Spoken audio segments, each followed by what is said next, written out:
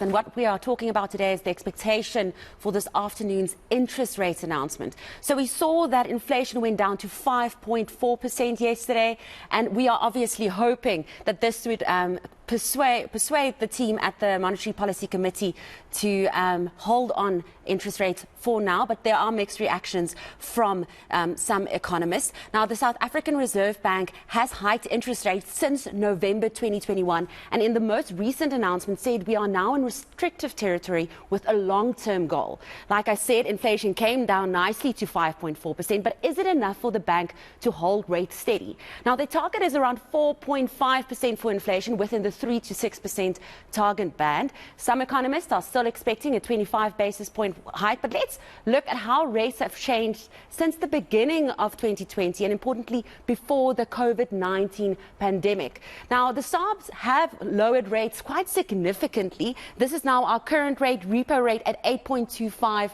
Prime rates at 11.75. And if we go to the next slide, just to look at the historical rates, we will see that in January 2020, we were still at just below 10% for our prime lending rate. That went all the way down, and that was just before the COVID-19 pandemic and the Reserve Bank trying to stimulate the economy. They kept it quite straight until October 2021, and then in November 2021, they started with those hikes of the inflation rates.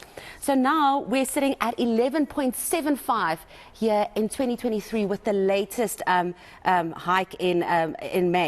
So what does this mean for bond repayments? If you take, for example, a R1,000,000 home and with prime interest rate, remember with prime interest rate, some people get just above it, some people get below it, but we just took prime interest rate to just see the price difference there. And if we go now to the next slide, you will see that in October 2021, the price for a house of about R1,000,000 was about 7,700 Rand. It's now up to 10,800 Rand, which is about a 3,000 Rand difference. So we're obviously hoping, we're waiting for that announcement at 3 o'clock this afternoon.